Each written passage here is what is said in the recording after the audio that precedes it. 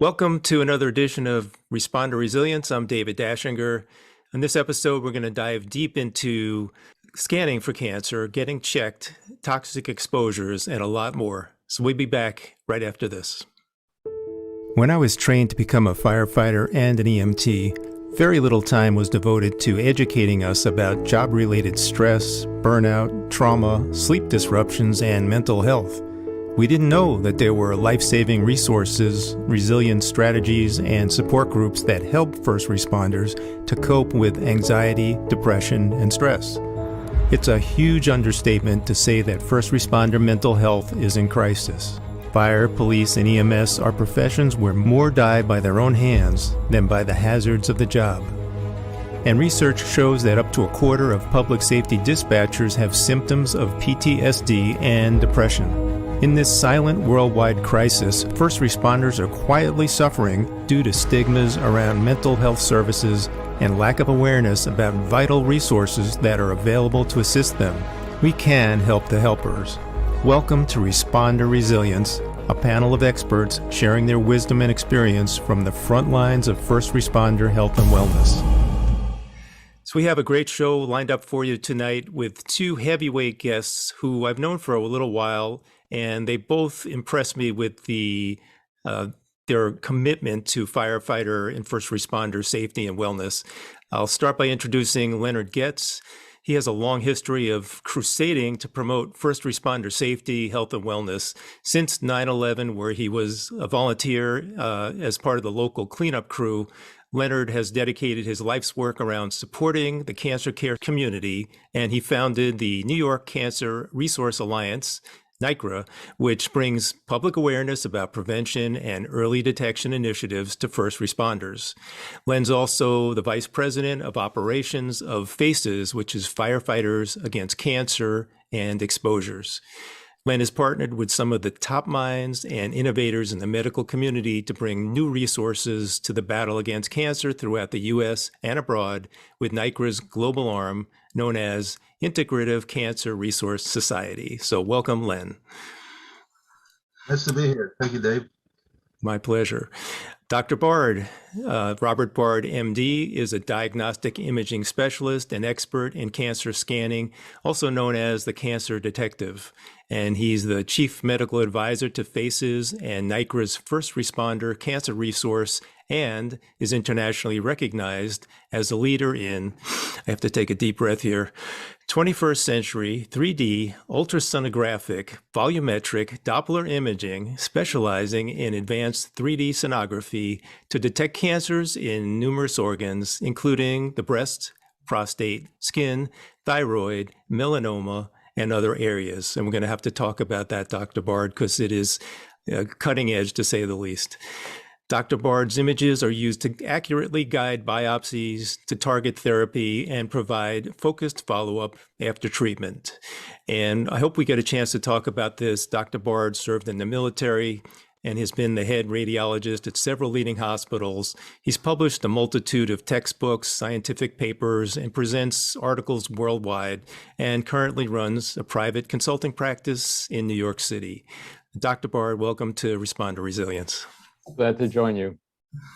So let's dive into a question that's timely because it has to do with time. And I'm so glad that both of you are here to talk about it. I'd like to talk about your program called Get Checked Now. What is it and how does it work?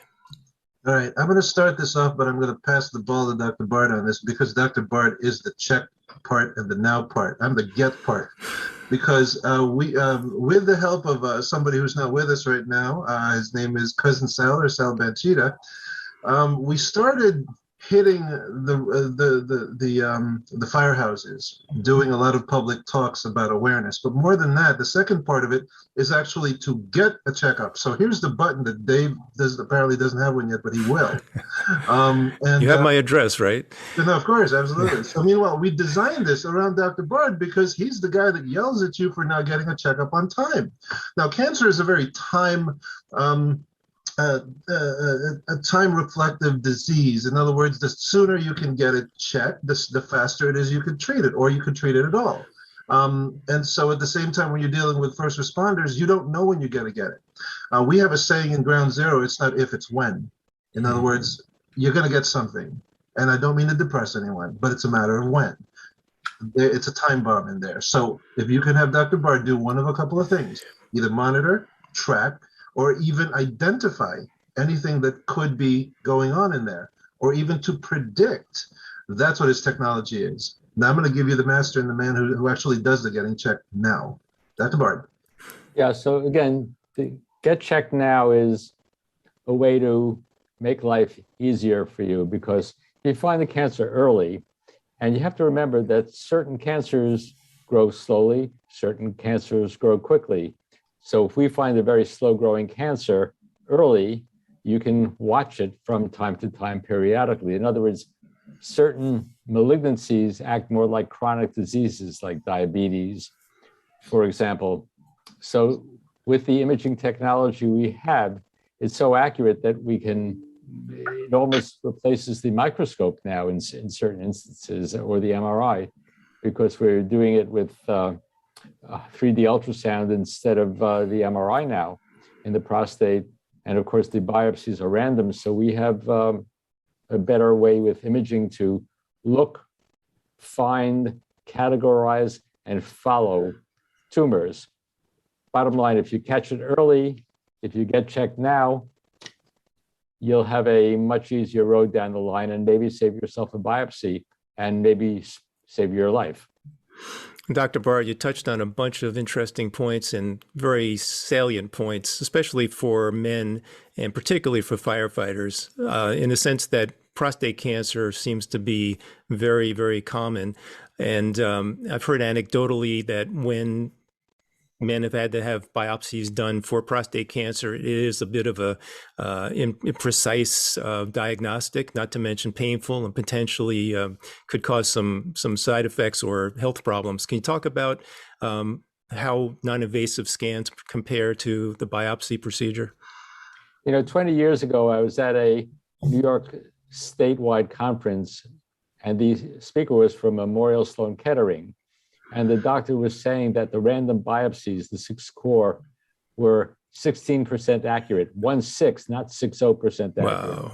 In other words, the random biopsies missed a lot. So the urologist went from 6 to 12 and up to 96. But there's a better way, because unfortunately, there's a 1% chance of serious complication or death following a biopsy. Bleed, infection. We've had people in the hospital for half a year from the urologic infections in the kidney and bladder, and sepsis, urosepsis, that simply came from a biopsy that probably didn't need to be done. Yeah, I wanted to bring into the mix the stress factor. Now, I've had stage 4 cancer, which I had to have biopsies on my neck. Not only was it painful, there was no local anesthesia. They had to do multiple needle sticks. And then there was a time where we were literally waiting in the waiting room for the results of the biopsies. What is the time factor when you're doing a non-invasive scan in terms of coming up with some results? One of the nice things about being an online doctor, or a frontline doctor, as we call ourselves now, is you speak to the patient, you examine the patient, I put my finger in, feel what I do, and I tell, often it's a guy, yeah, I feel a lump, let's see what it is, because it could be a stone, it could be a cancer, and it could be just some scarring, generally from the biopsy.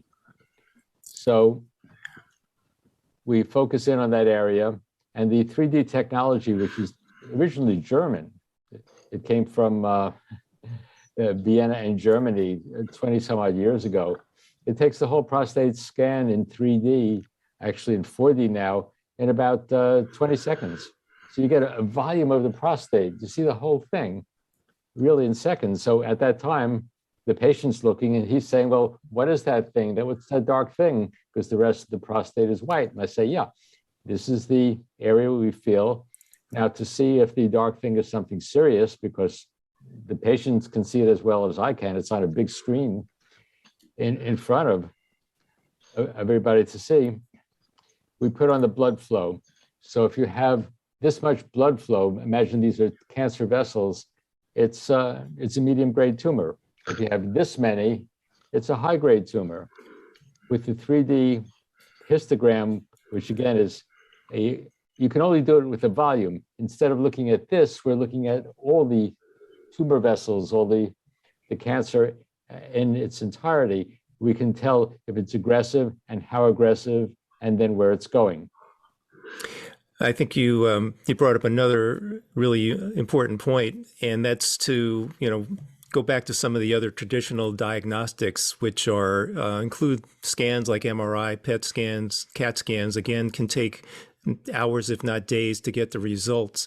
What's the difference between those kind of scans, which I imagine you would call two-dimensional, and the 3D or 4D scans that you do?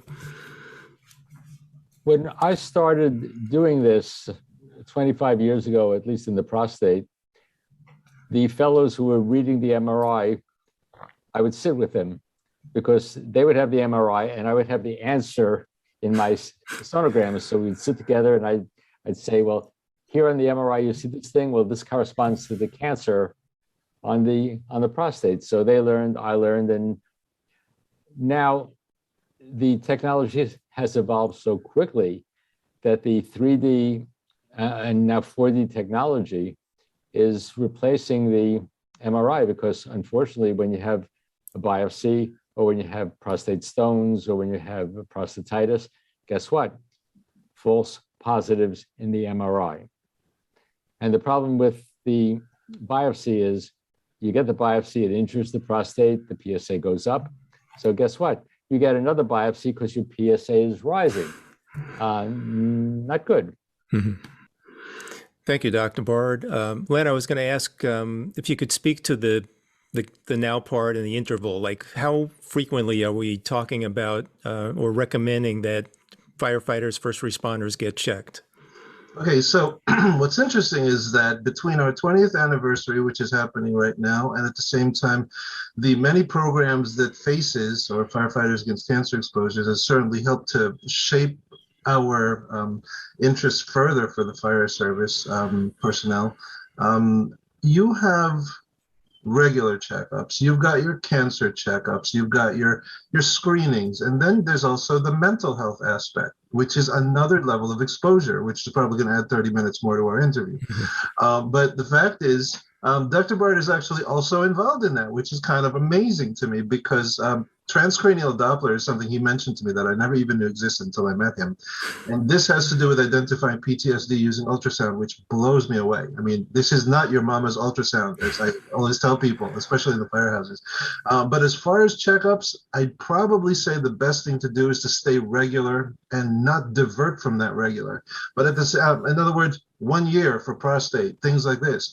But in terms of how I've been seeing Dr. Bard, I think he's fairly conservative where he needs to be. But at the same time, if there's certain cases, he actually works both ways. He handles the false positives and the false negatives. He handles the panic-stricken doctors. I mean, he's found things that others said is a tumor and it's not, or a cyst and it's not, because he has better technology to be able to help identify that. Mm-hmm. So the main thing is you combine scheduling with better education, and that's really where NYCRA comes in.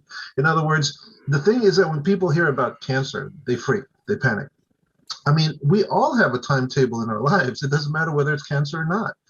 But at the same time, when you're talking about staying vigilant, staying regular with understanding your body, and this isn't even a firefighter thing, this is a people thing. If you feel there's something wrong, take a lesson from Gilda Radner. There may be something wrong. And this is the kind of a thing where you don't trust anyone but your heart in saying, okay, I need a better doctor, I need a better radiologist, I need to be able to do more research. Let your fingers do the walking when it comes time to Google and being able to identify what that can be. And most of all, have an education-based doctor, not somebody who's shoving you in and out the door like me.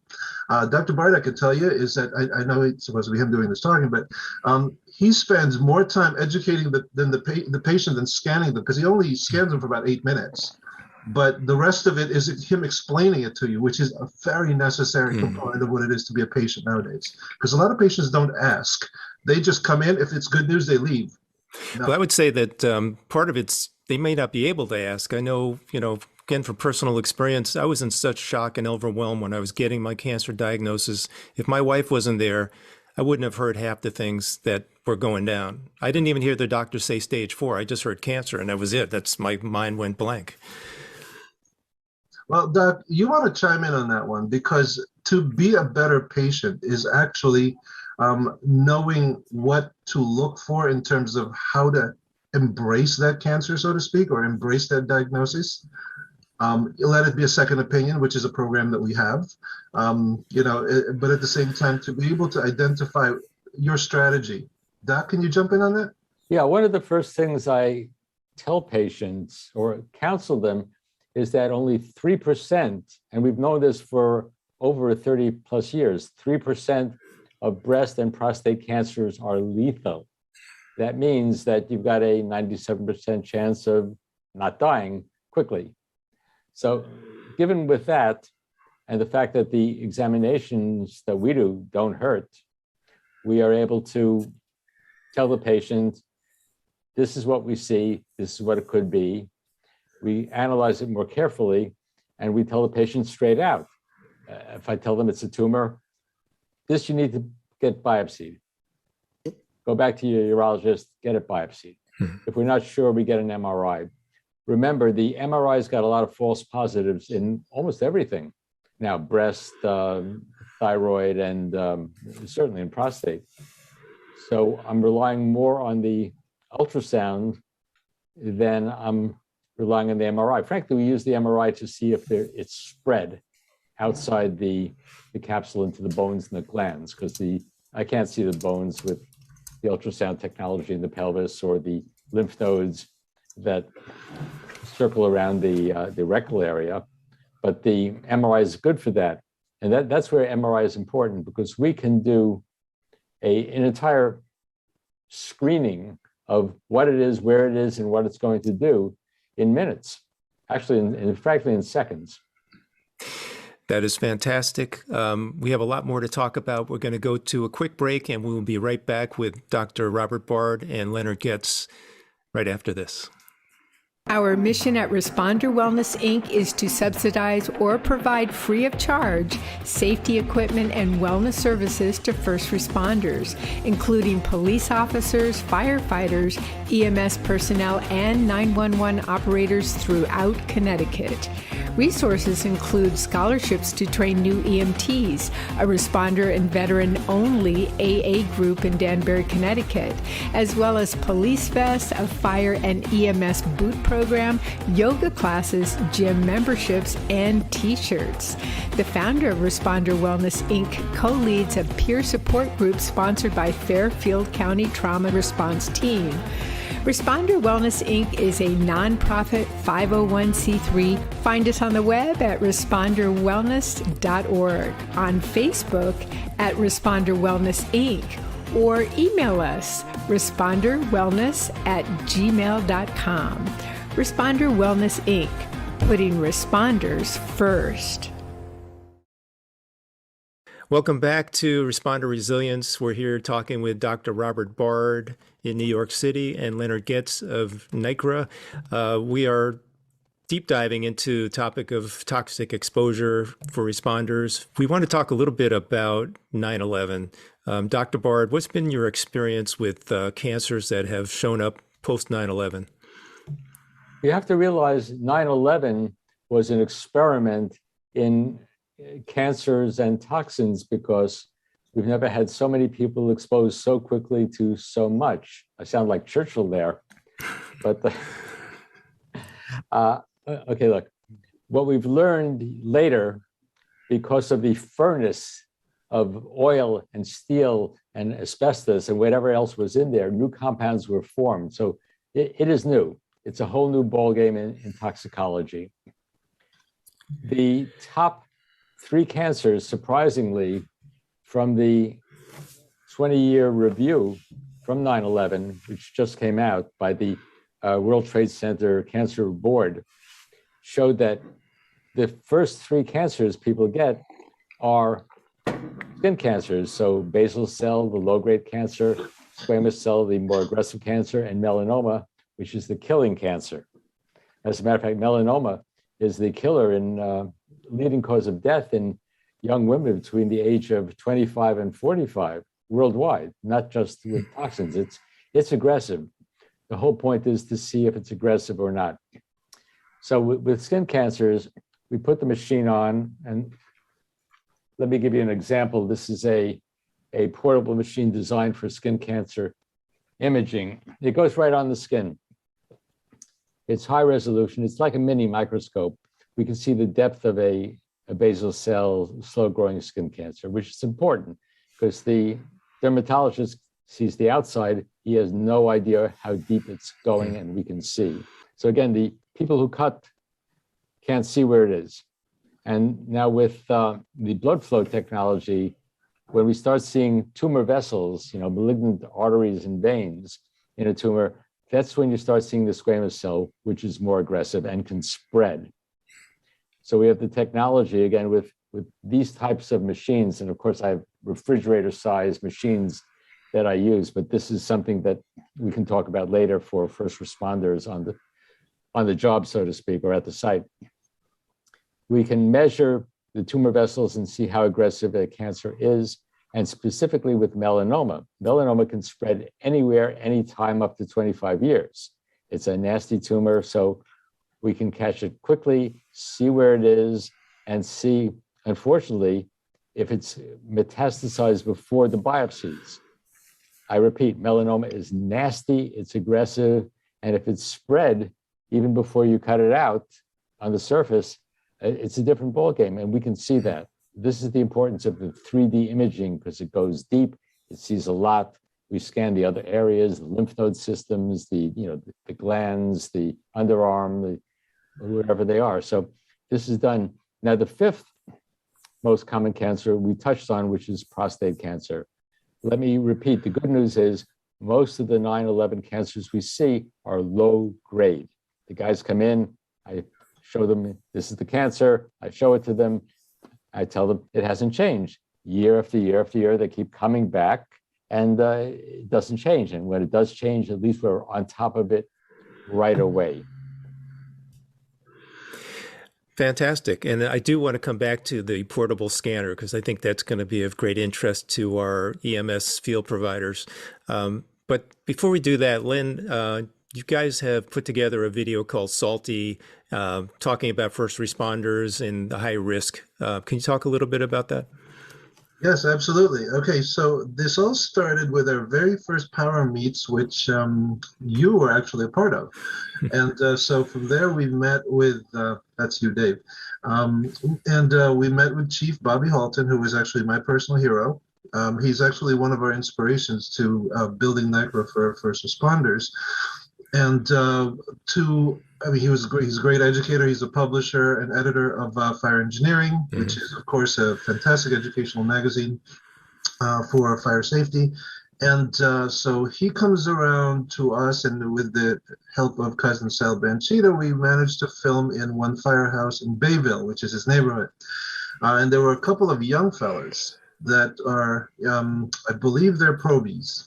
I'm sorry, that means probational firefighters to some of the people who don't know what that means. And they were fantastic, and they were incredible. I mean, these two guys, I mean, they're lieutenants and volunteers. We're talking about Salty in terms of the stuff on their bunker gear and their clothes and stuff like that. So we did much further conversation on it. And of course, this is supposed to be about Chief Halton's interview, which I'm hoping you'll play at some point. And so we got into that. And so from there, Male Breast Cancer Coalition is one of our sister orgs.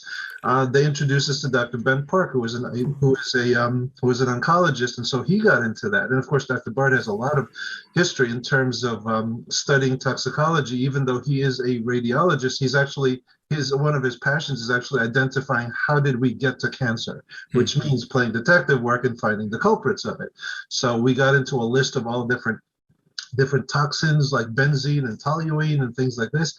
And of course, there's Danny Noonan, who is 1975 fire and 9/11. So we got into those kind of toxins. And essentially, the lesson to be learned out of this video, as far as Salty is concerned, is that you have to be extremely vigilant from running into a call right down to taking care of yourself at home. Do not bring your bunker gear in the trunk of your car.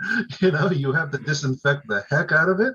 And at the same time, where analyzing these toxins come from is so important, and that's where the education truly does come in, for I shouldn't just say the young generation, it's really everybody, because Dr. Bart even pointed out in the video that the older generation gets cocky. They get really overconfident. They say, and you'll see firefighters smoking a cigarette as they come out of a house that's burning, per se, and that's the kind of attitude.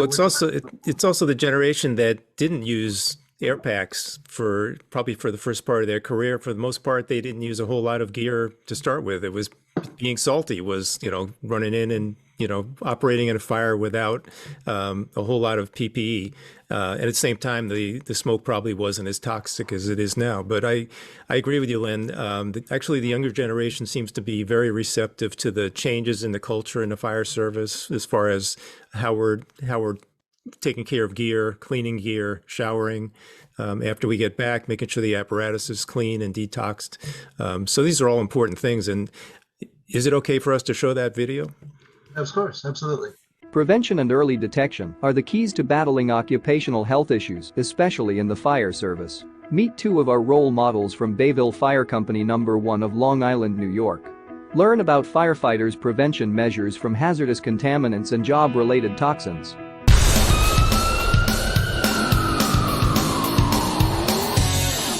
Some things we go about today is about our gear.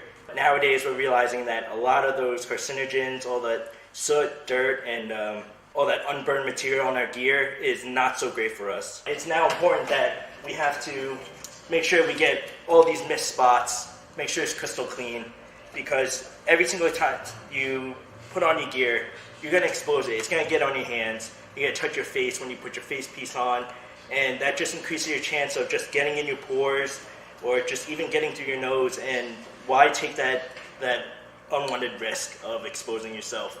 The other thing is also with our jackets and our gear, no matter what, as soon as you're starting to doff your gear, you're going to be dirty. You're going to start spreading it all over your body on your regular clothes. A lot of departments are starting to get cleaners and washing machines, or even having companies come in that will properly take off, that'll break down your jackets and your bunker pants and your boots. Because as soon as you hang it back up after those calls, if it's not clean, anytime you touch it against the walls of these lockers and things like that, you just keep exposing yourself over and over again.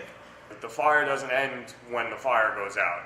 You still have the carcinogens floating around at the fire scene itself, and then when you come back to the firehouse or the station, you still have the carcinogens floating around. It doesn't matter if you're on the suppression side, you're working EMS. If you smell that smoke, that means the carcinogens are still floating around in the air. You can mitigate the risks. Clean your rigs, clean your gear, clean your mask, clean your face piece. I did an experiment a few years ago. After one fire, I took my face piece and I dumped it in a bucket of water and soap, exactly the way the manufacturer tells you to do it.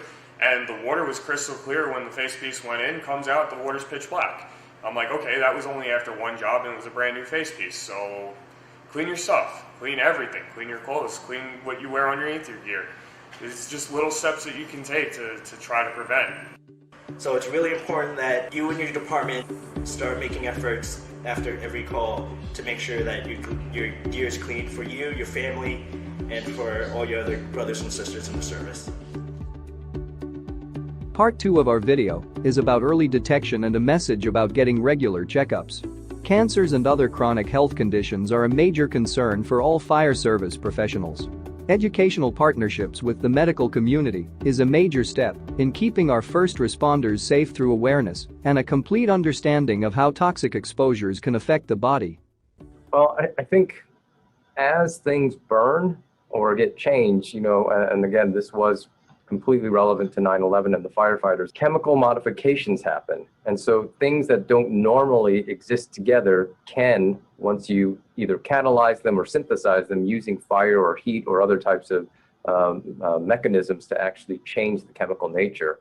And as that happens, there's further opportunities that any one of these new combinations that are synthesized from the heat and all these other chemicals mixing together could in fact be even more potent carcinogens. According to our researchers and the government agencies, smoke from fires and soot can contain many different types of toxins, including aldehydes, acid gases, sulfur dioxide, nitrogen oxides, polycyclic aromatic hydrocarbons, benzene, toluene, styrene, metals, and dioxin. Exposure to these compounds have a high probability of causing cancer.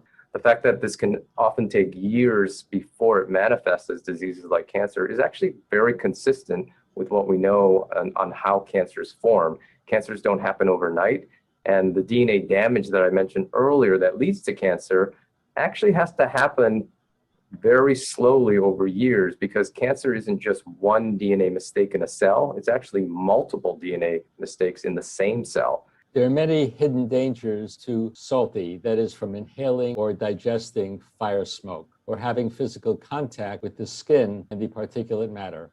I'm glad to see that fire departments are taking more care about cleaning the gear and not exposing themselves to the toxic elements that's on the uniforms and hanging around the locker room.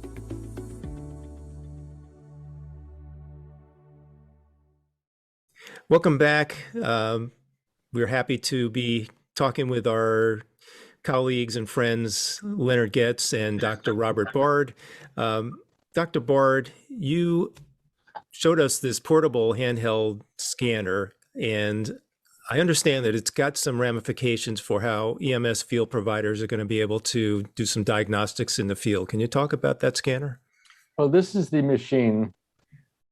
We have many portable machines now that are currently being used on these space stations for about the last 10 years, because you can't put a big box into a small space capsule.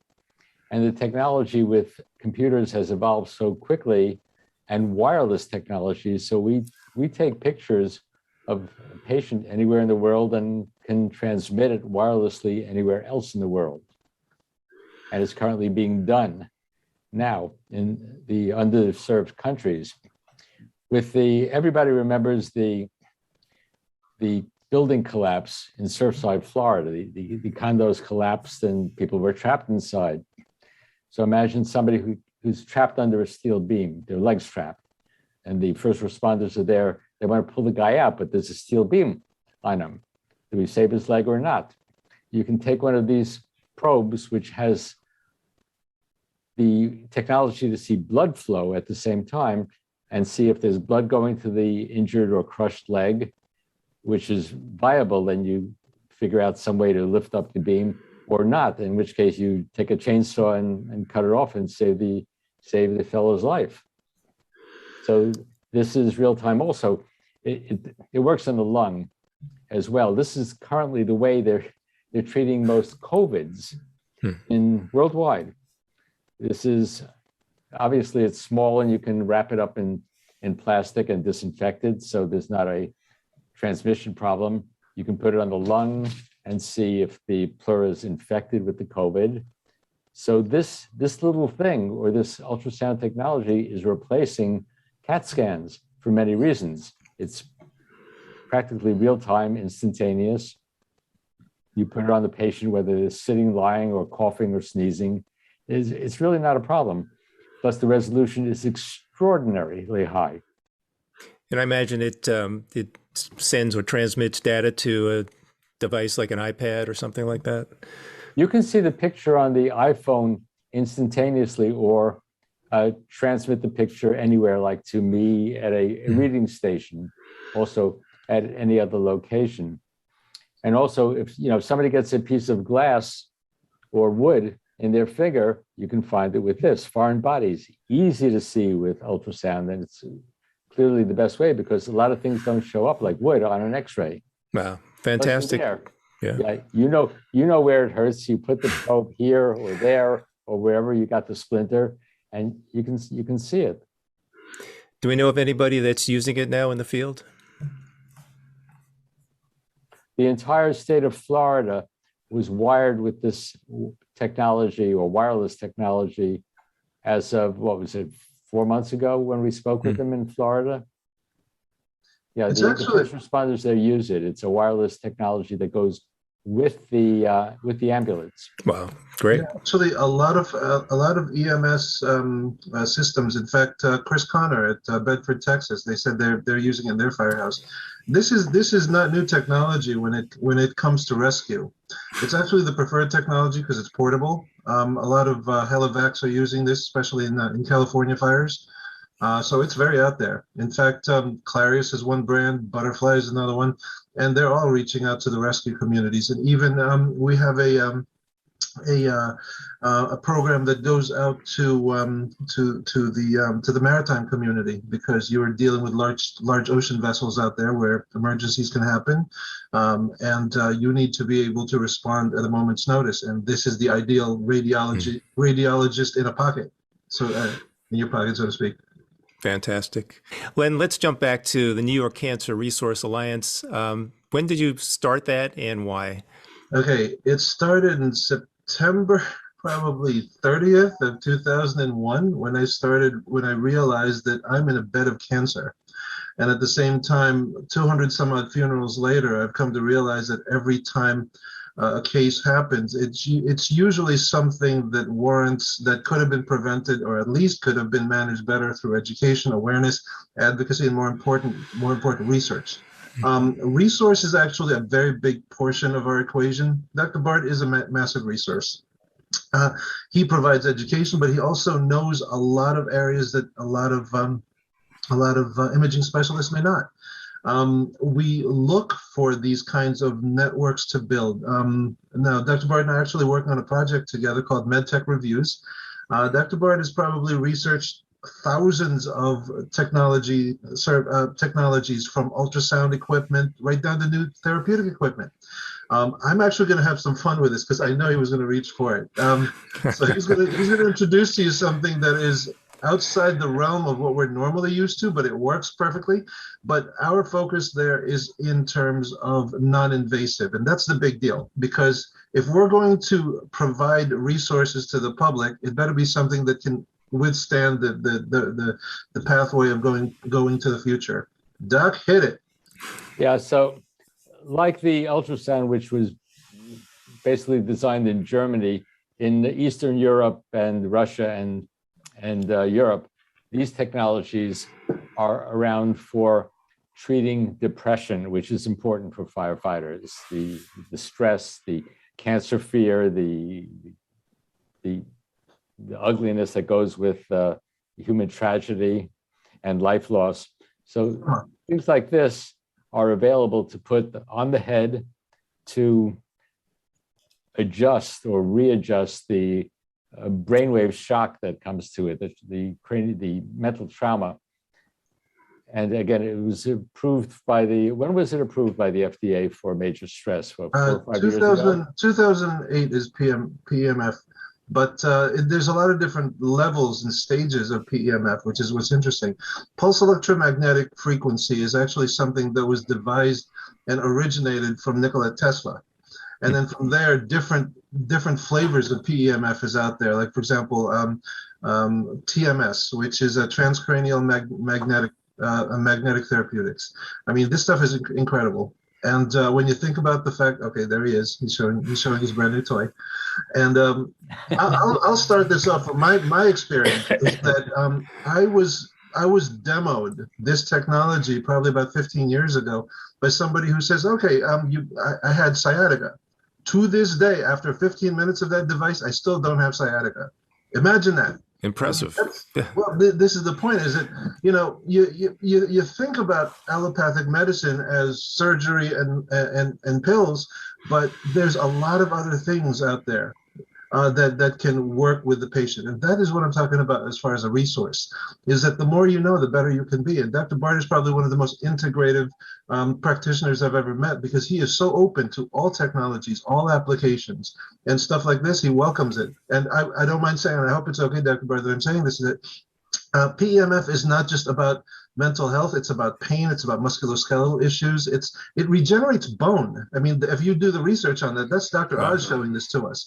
And so, Doc, do you mind sharing us a little bit of as far as your experiences in terms of physical injury and pain? Yes, I was one of the first virus people, not COVID, but the polio virus, which is just like COVID, and it damages the nerves. It kills the nerves, and of course, it kills the muscles. So I've been adjusting for not being able to walk straight with scoliosis and muscle pain, and I've used the myoimaging technology on myself to see, is the nerve alive? Is the muscle healthy, or is it atrophic and dead? In other words, no chance of responding. Plus, with the imaging technology, I've used things like this on myself. We use it on hands for arthritis. I've used it on my knee for knee pain, on my back for various things. So all these technologies can work. The important thing is to be aware that these possibilities exist worldwide. In other words, it's not just you need an operation on your spine. Maybe there's a better way to get healing, or at least reduce the pain so life can go on instead of recovering a month from surgery. And that same technology is actually being used to manage and even treat cancer, including prostate cancer. Doc, can you expand on that? Yes. I had a guy in from the railroad who cured his own prostate cancer. He was an engineer for one of the big railroads. I think it was the Southern Pacific in California. And he actually sat on a high magnet. He brought the magnet into my office and everything started pulling in. It was terrible. You couldn't walk because it was so powerful. You got stuck to everything. Anyway, he cured his cancer with that. 20 years ago, he came to see me because he developed another cancer. And this time we use technologies like this, electromagnetic, instead of a 40-pound piece of iron. So part of to circle back as to your question, Dave, is that resources are not just about any one specific avenue of care. It could be financial resources. It could be technical resource. It could be other doctors' names, that kind of thing. I also attribute my heroes to this are people like Nancy Novak from Nancy's List, which we're all a part of. Nancy's List is probably the one major catalog of just about every resource there is available dealing with a cancer patient. And also, I'd like to mention something, the late Annie Brandt. She actually helped us identify things in terms of what is considered the best answer to cancer, which is her organization. And so we explored things like oncoimmunology with Dr. Jesse Staub, things like that. There's so many different avenues of smart information, better information, and that's what we're here to find. And we put it all in our newsletters. Well, you're both wealths of information and powerhouses in the world of wellness and probably safety for first responders. So I salute you both for all the work you continue to do. Is there anything else you'd like to share before we wrap up? Yes, as far as treatments go, the side effects of some of the oncotherapies, of the chemotherapies, can be very dramatic. We have a way of following them with our imaging technology. Non-invasive imaging can see if the treatment is working, because if it's not, you want to stop it before your skin falls off, or your hair turns white or disappears, and switch to something else. Lenn, anything you'd like to add? Yes, we have a friend named Cousin Sal. Right, this is gonna be a real Cousin Sal pretty soon. CousinSal.org. He's actually Cousin Sal, but he's gonna be the voice of this guy coming soon. And Sal is a great teacher to fellow firefighters, but to have him in this fuzzy form, you can't not listen to this guy. That's fantastic. Never had a guest like that before. No, that'll be a first. And remember, get checked now. Absolutely, Dave. You'll get your button. I'm waiting.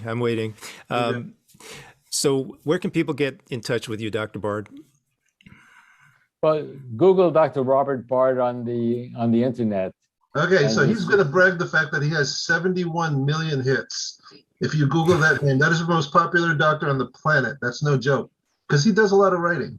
All right, so I'm going to give you one. Okay, so his main website is cancerscan.com. And at the same time, he's in Midtown Manhattan. Doc, you can give him the address. Doc? Oh, yeah, we're on 121 East 60th Street. But let me preface by saying we do specialized imaging. And if your doctor says it doesn't work, come speak to me instead of listening to the naysayers, because I've been working with naysayers for 35 plus years. They all said it couldn't be done, and we do it. And the rest of the world does it now. So anything you think can be possible and your treatment could work, can work. So it may be worthwhile to give it a try, no matter what people tell you can't work, because things do work. That's called a second opinion. Absolutely. Thank you. Beautiful. And Lenn, how can people get in touch with you or find you on out there in the interweb? The interweb, yes, NycroAlliance.org and NycroNews.com. And NycroNews.com has about 15 different newsletters that you can access. But at the same time, if you just go into LinkedIn and look us up, we're there. And we make a lot of friends. Dr. Bart actually has more friends than me right now on LinkedIn. Fantastic. Thank you both so much for being here. This has been just a powerhouse show and been looking forward to it for quite a while. Thanks to everybody for tuning in tonight. Please like and subscribe us. We're on YouTube, Responder Resilience, Facebook, Responder Wellness Inc., and E360 TV Health and Wellness channel, live on Sundays at 7 p.m. Eastern. Till the next show, be kind to yourself and stay safe. Thank you.